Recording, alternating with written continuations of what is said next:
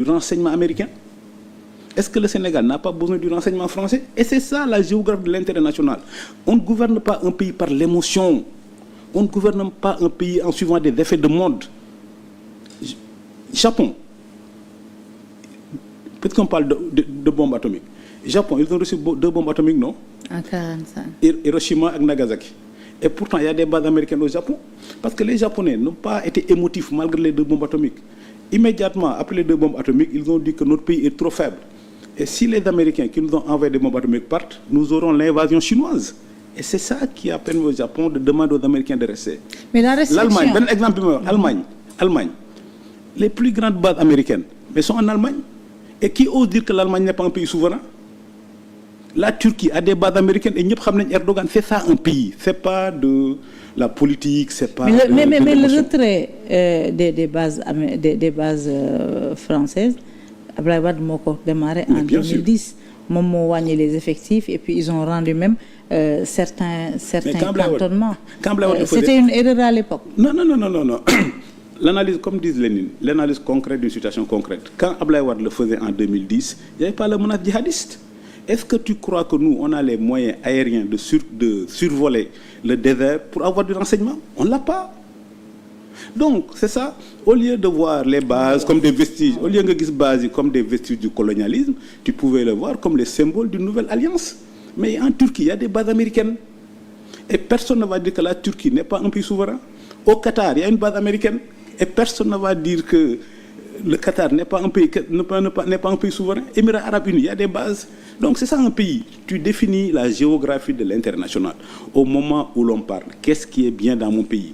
Et puis on ne peut pas faire de la politique extérieure et de la géopolitique en suivant l'opinion ou bien en suivant l'émotion. À la limite, tu peux faire partir les Français, mais tu peux dire, bon, ok, je fais partir les Français, mais je noue une nouvelle alliance avec les Américains. Au moins, les Américains ne nous ont pas colonisés. Donc c'est ça le truc du pays. Mais à comme part je dis, les bases, les relations que vous considérez comme étant troubles avec l'AES, benen exemple? Erreur, parce que comme je dis souvent, en termes de géopolitique, il faut toujours regarder une carte. Le Sénégal ne peut pas être le Burkina Faso. Le Sénégal ne peut pas avoir la même politique extérieure que le Burkina Faso. Et quand tu vas, c'est comme l'Angleterre ne peut pas, mënul am politique extérieure comme Hongrie. Nous, Sénégal, on a 2 portes. Dakar est la porte qui ouvre sur l'océan, Dakar. Mais on a une autre porte, Tamba, qui ouvre sur le continent. Donc nous, notre politique extérieure doit tenir compte de ça.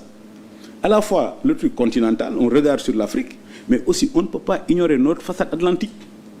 Donc nous, façade atlantique, c'est l'ouverture. Peut-être façade continentale, Tamba vers le Mali, ça c'est l'enracinement. Malheureusement, nos nouvelles autorités, je pense que n'ont pas suffisamment réfléchi à ces enjeux stratégiques et préfèrent la facilité du suivisme. Mais la carte diplomatique ne bouge pas. Les acteurs sont là. Un président qui n'a jamais fait de la diplomatie, il est accompagné, il est encadré. Il est très bien encadré. Voilà. Il est non diplomate. Par exemple, la machine diplomatique du Sénégal est irréprochable. On ne peut leur faire aucun reproche. Mais maintenant, ce que les nouvelles autorités doivent comprendre, que la diplomatie, ce n'est pas de l'idéologie. Ou bien, si on doit définir une idéologie en politique extérieure, c'est l'intérêt national. Aux États-Unis, il y a une polémique. La politique extérieure des États-Unis entre ñaari réfugiés juifs allemands ñoo koy définir. Kenn ki Léo Strauss met en avant la clarté morale. Les États-Unis doivent défendre la clarté morale, la démocratie partout dans le monde. Make democracy safe everywhere in the world.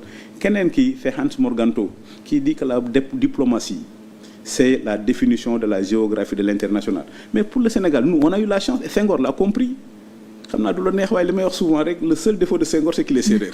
Senghor l'a compris. Senghor a toujours compris que lui, le Sénégal étant une puissance symbolique, donc la défense de nos principes, la défense de nos valeurs était l'intérêt national. Et c'est pourquoi le Sénégal, partout dans le monde, il faut avoir démocratie, liberté, même en termes d'islam. Même en termes d'islam, on nous donne comme un exemple. On nous donne comme un exemple d'un islam ouvert et tolérant. C'était ça le Sénégal. foo wax ci monde bi ñëpp Sénégal ñëpp siggi mais malheureusement les nouvelles autorités ñu am peut-être ils vont avoir le temps de se réveiller, ils n'ont pas compris cette profondeur historique et stratégique du Sénégal. Comme ils n'ont réfléchi à rien, ils ont préféré faire du suivisme.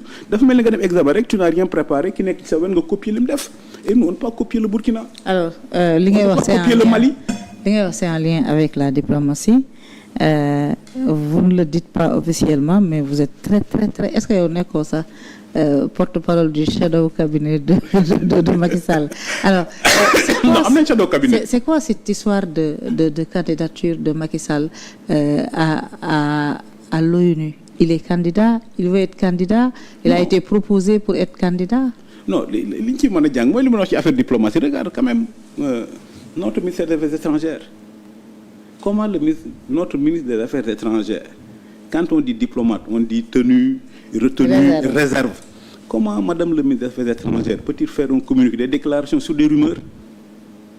Est-ce que ñoom dañoo dégg Macky Sall def communiqué ni il est candidat? Est-ce que dañoo dégg Macky Sall di wax il est candidat? Toute la République s'était penchée sur ça, sur des rumeurs. Mais la campagne elle est puissante, elle a été virale, hein? Mais ñoom ñoo ko béy comme je dis. loolu ça ne sort pas comme ça ex nihilo. On est quand même en politique. Non, on est en politique. On est des communicants. Campagne bi am na doole. En tout cas moi je suis un communicant heureux. Comme dit le grand Napoléon, faut jamais interrompre un adversaire qui se trompe. Nous on adore Pastef mais Macky Sall ne fait rien. Mais c'est Pastef qui le maintient en vie politiquement. C'est Pastef qui le maintient en vie sur l'international. Nous on est heureux. Nous sommes des opposants heureux. Pastef fait le boulot à notre place. Nous, on n'a pas besoin de... Mais qui a lancé le ballon de sonde? Qui a lancé le ballon de sonde? Madame le ministre des Affaires étrangères a fait un long discours sur des rumeurs. Madame Aminata Touré s'y est mise, tout le monde s'y est mis. Donc nous sommes des gens heureux. Non, Aminata Touré, elle est politique. On ne va pas ils sont politiques. Man kay benn wax moo ma ci jaaxal, moo ma ci xaw a jaaxal et c'est ça qui interroge. Pourquoi la ministre des Affaires étrangères se penche sur loo xam ne rumeur la et puis tente même de donner une position officielle du Sénégal. Ouais, mais ça c'est la diplomatie gros calibre de ce qu'il ne faut pas faire. Regarde l'histoire d'Amador. À la limite, ça, les gens devaient être atterrés. Je connais les affaires étrangères, les brillants diplomates, ils sont atterrés. Pourquoi? Non, regarde-le. Mais c'est une bérésina l'histoire d'Amador. C'est pas une défaite, c'est une bérésina. Un Sénégalais. Alors qu'il avait un excellent profil. Il avait le meilleur profil. Amadou. Il avait le meilleur profil. Ouais. Il avait le meilleur profil. C'est une bérésina. Tu te rappelles de Jacques Diouf?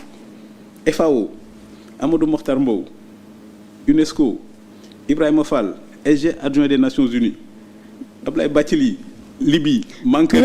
La commission de l'UA. Il fut des temps, les autres pays africains dañ doon casse en disant que les Sénégalais pensent que sur tous les postes internationaux ñoom ñoo ko war a jël. Aujourd'hui madame le ministre des Affaires étrangères, au lieu de s'occuper de ça, de faire une sorte d'aggiornamento pour dire comment recadrer. Mais est-ce que Macky Sall est candidat? Non, Macky Sall au poste de secrétaire général de l'ONU. Pour le monde, pour l'international, Macky Sall incarne ce que le Sénégal a été. Pour te dire, les Américains, parce que pour être EG de l'ONU, il faut un compromis. Il faut un grand compromis. Ce que je dis là, c'est mon opinion, ça n'engage que moi. Aujourd'hui, Macky Sall incarne une sorte de compromis avec les Américains. Les Américains sont d'accord. Pour la candidature de Macky Sall. Les Chinois sont d'accord. Les Russes alors qu'il n'y a rien d'officiel. Mais bien sûr. Mais xam nga aussi, c'est ça la diplomatie. La diplomatie, ça veut dire que c'est comme le verset du Coran là, wal fajr dañuy affaire ci guddi gi lañ koy def mu xëy rek leer nañ ci fajar gi. Aujourd'hui, quand tu vois le monde, qui fait le consensus? Qui peut parler à Poutine? Si Macky Sall est candidat, les Américains sont d'accord, il peut être le candidat des Américains. Les Chinois, moi j'en connais quelque chose. Lors du sommet des BRICS, le président Xi Jinping, président de la Chine, a dit à Macky Sall, quand vous quitterez le pouvoir, je vous continuerai à vous considérer comme un ami personnel. Il n'y a pas beaucoup de personnes dans le monde que je considère comme des amis personnels. Quand il y a eu la crise en Ukraine, mais Poutine, ñi mu njëkk recevoir, Macky Sall bokku ci. Et on connaît les relations exceptionnelles entre les Américains et le Sénégal. Donc, le truc de l'ONU là, c'est des trucs de compromis entre les grandes puissances. C'est pas l'Assemblée générale, ce sont les grandes puissances. Donc aujourd'hui, si Macky Sall peut avoir l'aval des Américains, si Macky Sall peut avoir l'aval des Chinois, si Macky Sall peut avoir l'aval... Le Sénégal, da ci war a sant Yàlla ñu kontaan ci. Et c'est ça le pays. Et c'est pourquoi je dénonce toujours le détestisme de Pastef. Pas détestation, le détestisme. Le détestisme est une idéologie, c'est l'idéologie de Pastef. C'est de détruire tout ce que le Sénégal a de précieux. En faisant l'insurrection, ils voulaient nous rabaisser au niveau du Burkina Faso, l'État tombe et puis on a des présidents de transition. L'histoire de Macky Sall, la haine, la fougue qu'ils vont exprimer contre la candidature de Macky Sall, une candidature qui n'est même pas officielle. Mais c'est du détestisme. Qu'est-ce qu'un retour, qu'est-ce qu'un non-soutien de l'État du Sénégal peut coûter à cette candidature? Non, rien du tout. À part se ridiculiser. Mais bien sûr que non. Il aurait été souhaitable qu'il soit porté par son pays. Comme tu parles bien français, il aurait été souhaitable. C'est pas une obligation. C'est-à-dire qu'il ne faut pas que le Sénégal se ridiculise. C'est-à-dire que nos Sénégalais là, on peut les gérer en interne. On dit que Macky Sall pourrait être candidat de l'ONU. C'est le ministre des Affaires étrangères du Sénégal. Le ministre des Affaires étrangères du Sénégal qui va au charbon, qui va à l'assaut en disant non. Ce sont des Sénégalais eux-mêmes. Ils disent qu'il a les mains... Mais c'est ce que j'appelle... Certains disent qu'il a... Mounoul n'est que candidat. Il a les mains tachées de sang. Mais c'est une opinion là, tachée de sang. C'est pourquoi tu me permettras d'y revenir. Quand on parle de bilan de Macky Sall, on parle de bilan matériel, tout ça. Immatériel. Pour moi, le meilleur élément du bilan de Macky Sall, et je l'assume, c'est le bilan immatériel. Maïmouna, nous sommes une exception. Sur les 54 ou 52 pays africains, nous avons une rupture anticonstitutionnelle. Nous avons croiser les bras. Cocktail Molotov, État nous avons un président de transition. Les cadres de la société civile, là, quel est le président de transition? Le Sénégal aurait perdu ce qu'il y a de plus précieux. Cet statut d'exception-là est plus précieux que le pétrole et le gaz. Et c'est ça le bilan immatériel, le fait d'avoir sauvé la République. Il y a aux États-Unis. Macky Sall aura été comme Lincoln. Lincoln, quand il est arrivé au pouvoir, il y a eu la guerre de sécession. Il a dit son devoir historique, c'est de sauver l'Union. Il a sauvé l'Union. Macky Sall, son devoir historique, c'était de sauver la République. Et il a sauvé la République. Ceux qui voulaient faire tomber la République, on a fait du djubanti. On les a amenés en prison, on leur a dit que ici c'est le pays d'Ablaye Wade, opposition légale. Et quand ils le sont su, nous gagnons des élections gagnées. Et c'est ça le bilan immatériel. Taïdi, bu État bidanoun, République Nermeloun, l'Union, gouvernement de transition, quelqu'un de la société civile, nous avons un Sénat. Le Sénégal serait devenu un pays banal. Et comme je dis, Pastef, leur détestisme là, c'est la banalisation du Sénégal. C'est la banalisation du Sénégal. Ils veulent détruire l'exception sénégalaise. Après aussi, waruñu bàyyi di toppandoo Pastef. Ne nga laaj APR, man bokkuma APR.